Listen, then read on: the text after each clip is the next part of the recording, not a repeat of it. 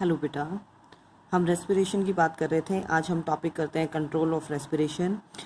Respiration is controlled by respiratory centre, मतलब जो आपके पास ब्रेन के अंदर जो रेस्पिरेटरी सेंटर प्रेजेंट है, और ब्रेन में भी कहाँ प्रेजेंट है, मेडुला ऑब्लिगेंटा और पोन्स वेरोलाई, मतलब हिंड ब्रेन वाले रीजन में।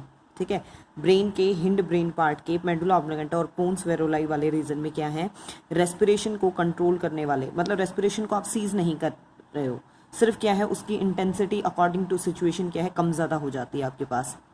ब्रीदिंग आपके पास इनवॉलेंट्री एक्शन है। कुछ रेस्पिरेटरी रिलेटेड डिसऑर्डर हैं आपके पास, जैसे एम्फाइसीमा। जब आप कंट्रोल की बात कर रहे हैं तो ध्यान रखिएगा बेटा, मैंने आपको बता रखा है सिंपैथेटिक और पैरासिम्पैथेटिक सिस्टम। सिंपैथेटिक जो इमरजेंसी कंडीशन में काम कर रहा है, उस टाइम पे ये जो सेंटर है आपके पास, रेस्पिरेटरी सेंटर मेडुला और पॉन्स के अंदर, वो क्या करेंगे, रेस्पिरेटरी रेट को एनहांस कर देंगे ताकि इमरजेंसी कंडीशन के लिए ज़्यादा ऑक्सीजन अंदर जाए, ज़्यादा ऑक्सीडेशन ऑफ फूड हो और ज़्यादा एनर्जी उससे जनरेट हो सके। अगर रेस्पिरेटरी डिसऑर्डर की बात करें हम, तो जैसे एम्फाइसीमा, ये क्या है आपके पास, जब इन्फेक्शन हो जाए, ठीक है, या फिर स्मोकिंग के कारण, एक्सेस स्मोकिंग के कारण एम्फाइसीमा वाली प्रॉब्लम आती है। It occurs due to obstruction in bronchioles. जो ब्रोंकियल ट्री में ब्रोंकियोल्स वाला पार्ट है, उसमें प्रॉब्लम आनी शुरू हो जाती है।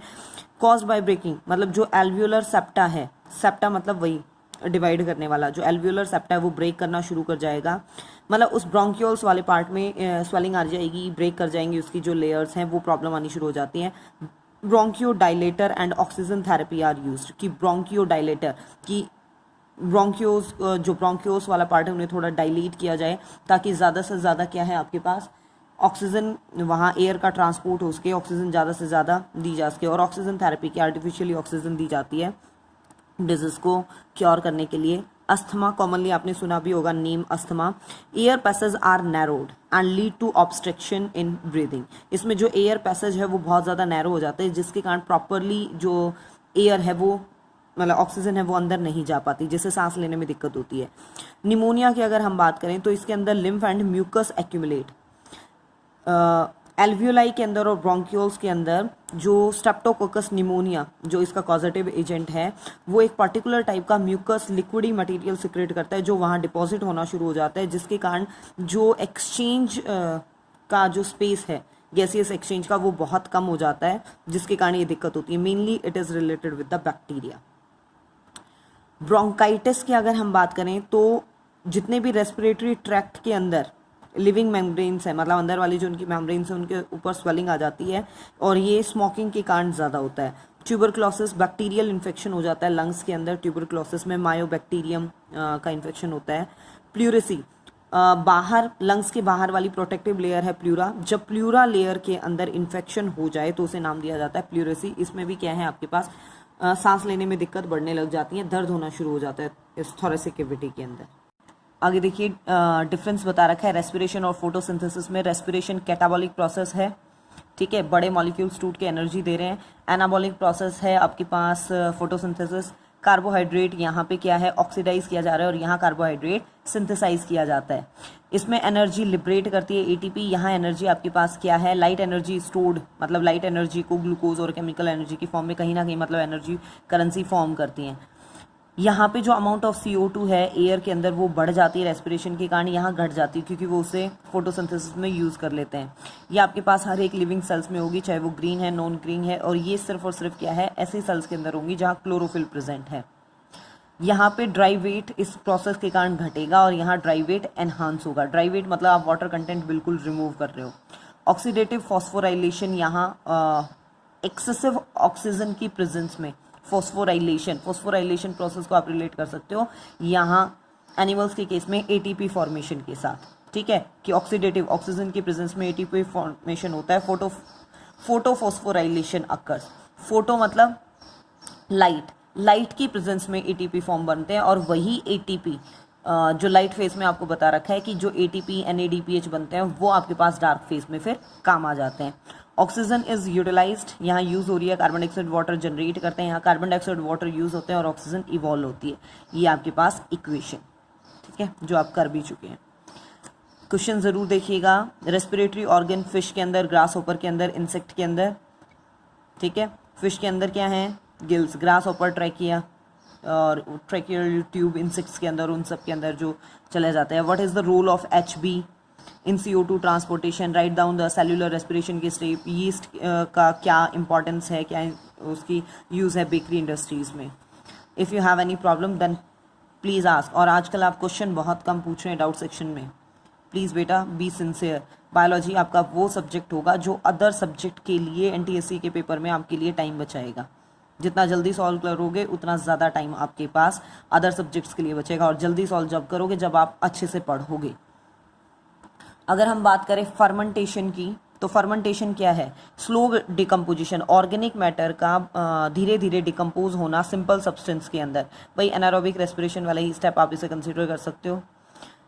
फर्मेंटेशन कहलाएगा. This process is used alcoholic जितनी भी बेवरेजेस हैं, शराब वगैरह, वो यीस्ट की प्रेजेंस में, मतलब इसी फर्मेंटेशन प्रोसेस के थ्रू तैयार किए जाते हैं एनारोबिक कंडीशन में. ग्लूकोज एंड फ्रुक्टोज जो हैं आपके पास वो कन्वर्ट होते हैं इथेनॉल के अंदर इस प्रोसेस के थ्रू. और ये एक एनारोबिक रेस्पिरेशन का ही आप टाइप मान सकते हो. नॉर्मल कंडीशन जब है तो रेट ऑफ ब्रीदिंग आपके पास 12 to 16 टाइम्स पर मिनट होता है. लेकिन जब आप बहुत ज़्यादा फिजिकल वर्क कर रहे हो, एक्सरसाइज कर रहे हो, तो वो बढ़ जाता है 20 to 25 टाइम्स तक. रेस्पिरेटरी क्वोशेंट, इसे RQ भी कह दिया जाता है कॉमनली. ये क्या है आपके पास? Volume of CO2 evolved upon volume of oxygen absorbed. मतलब रेस्पिरेशन के टाइम पे जब ऑक्सीडेशन ऑफ फूड हुआ तो उस टाइम पे कितना CO2 इवॉल्व हुआ अपॉन कितना ऑक्सीजन उसके लिए एब्जॉर्ब हुआ, उसे नाम दिया जाता है RQ. इस RQ वैल्यू के बेसिस पे आप इजीली बता सकते हो कि रेस्पिरेटरी सबस्ट्रेट क्या है. जैसे आपने कार्बोहाइड्रेट ले लिया, ठीक है, आप ये वाली प्रोसेस एक बार कंसीडर कीजिए. 6 कार्बन डाइऑक्साइड के मॉलिक्यूल जनरेट हुए और 6 आपके पास ऑक्सीजन यूज हुए. मतलब क्या हुए? 6/6 = 1. मतलब आपका रेस्पिरेटरी कंपोनेंट क्या था? सबस्ट्रेट क्या था? कार्बोहाइड्रेट. तो ये रेस्पिरेटरी सबस्ट्रेट, मतलब इसे इजीली पता चल जाता है. कार्बन मोनोऑक्साइड अफेक्ट के अगर हम बात करें तो कार्बन मोनोऑक्साइड जो है वो हीमोग्लोबिन के साथ बाउंड कर सकता है.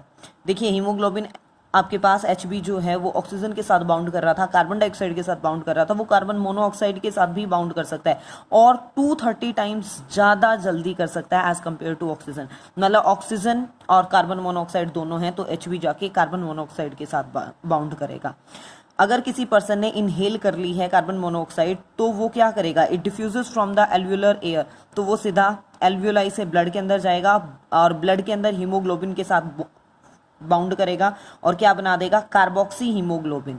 ध्यान दीजिएगा, जब HB कार्बन डाइऑक्साइड के साथ बाउंड कर रहा था तो बना रहा था कार्बा अमीनो हीमोग्लोबिन, और जब वो कार्बन मोनोऑक्साइड के साथ बाउंड कर रहा है तो वो बना रहा है carboxy haemoglobin. Don't get confused in the two terms. जो कार्बोक्सी हीमोग्लोबिन है आपका वो बहुत ज़्यादा स्टेबल कंपोनेंट है, कंपाउंड बनता है. और इस टाइम पे HB ऑक्सीजन मॉलिक्यूल के साथ बाउंड नहीं करेगा तो ऑक्सीजन की क्या है होनी शुरू हो जाएगी, कमी होनी शुरू हो जाएगी, जिसके कारण हेडेक, डिजीनेस, मतलब बेचैनी होनी शुरू हो जाएगी, नोजिया वगैरह. और इवन अगर ये कंडीशन बढ़ती चली जाए तो डेथ भी हो सकती है. काफ़ी पॉइजनस कंसीडर किया जाएगा. माउंटेन सिकनेस, जैसे जैसे आप माउंटेन पे मतलब हिली एरिया में अपर जा रहे हो तो वैसे वैसे क्या है वहाँ पे एयर का प्रेशर कम होता चला जाता है. ठीक है, जिसके कारण ये हेडेक, डिजीनेस, नोजिया वाली प्रॉब्लम बढ़ जाती है. इसी को नाम दे रखा है mountain sickness. Body effectively breathing rate has to be increased. ठीक है, प्रॉपर ऑक्सीजन अंदर जाए तो ब्रीदिंग रेट हमें बढ़ाना पड़ता है. This extra ventilation increases the oxygen, जिसके कारण जब हमें एक्स्ट्रा ऑक्सीजन की जरूरत है तो रेस्पिरेटरी रेट बढ़ गया और एक्स्ट्रा ऑक्सीजन हमारे ब्लड को मिल गया. लेकिन sea level but not to sea level कंसेंट्रेशंस.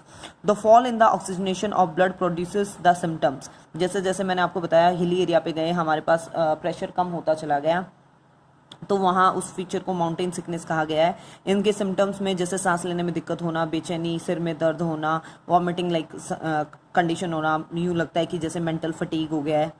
And a bluish tinge on the skin, nails and lips. Bluish patches बनने शुरू हो जाते हैं. और sudden contraction of the diaphragm along with the loud closure of glottis causes hiccups. ठीक है, अगर एकदम से वो बंद हो रहा है, ग्लोटिस भी एकदम से क्लोजर हो रहा है उसका, तो वो प्रॉब्लम कॉज करता है हिकअप की. और साथ में इसमें न्यूरॉन्स का मतलब जो क्रेनियल नर्व्स है उनका भी रोल आना शुरू हो जाता है. Sudden and violent expulsion of air through mouth and nose is called sneezing. एकदम से जब माउथ और नोज से एयर बाहर निकल जाए तो उसे स्नीजिंग कहेंगे हम. This is all about the respiration. Try to solve it question, and if you have any doubt then please ask beta.